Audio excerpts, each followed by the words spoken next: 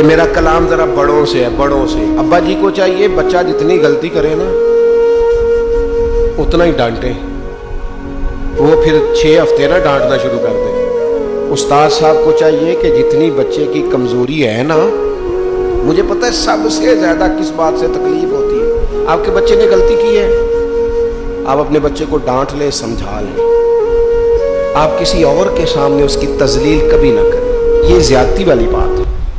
آپ اسے رسوا نہ کریں، بتائیں کسی ایسے شخص کو جس سے آپ کو امید ہے کہ آپ کو مشورہ دے گا یا اسے سمجھائے گا، لیکن گلی گلی کھڑے ہو کے اپنے آپ کو مظلوم ثابت کرنے کے لیے اس کی توہین نہ کریں، یہ انداز درست نہیں ہے، اس سے بچوں کی انسلٹ ہوتی ہے، وہ کمزور پڑ جاتے ہیں، ہر جگہ رونا رونا میرے بچے اچھے نہیں، میں بڑا پریشان۔ کیا بات کر رہے ہیں آپ؟ یہ بچہ تو آپ کی کمائی ہے، اساس ہے، حسن ہے، نسل ہے، اصل ہے، اور اس قدر زیادہ تکلیف دینا، جگہ جگہ شکایتیں، جگہ جگہ باتیں۔ ہمارے بچے ہمارے ہیں نا، تو ان کی عزت کس کی ہے؟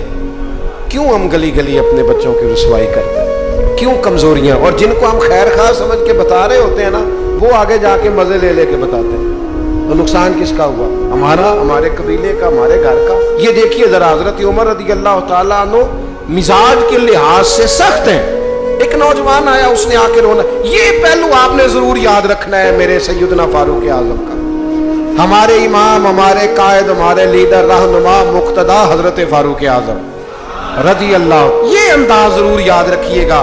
حضرت عمر فاروق کا یہ طبقات ابن سعد میں موجود ہے۔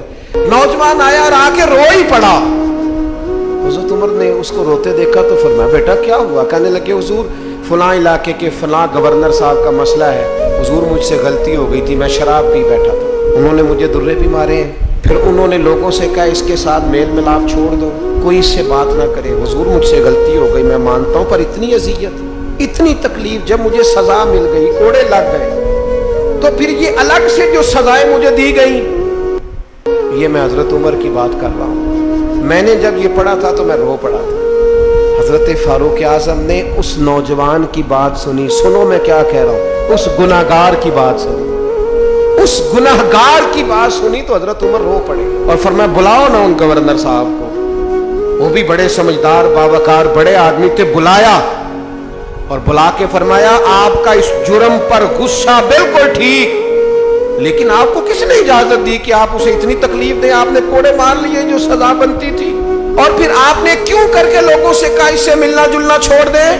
فرمایا اب میں آپ کو حکمن کہتا ہوں اگر آج کے بعد آپ نے کوئی ایسا کام کیا تو میں آپ کو سزا دوں گا۔ فرمانے لگے آپ نے کہا تھا نا لوگ ان سے ملے جلے نہ، فرمایا اب آپ ہی لوگوں سے کہیں ان سے ملاقات شروع کریں۔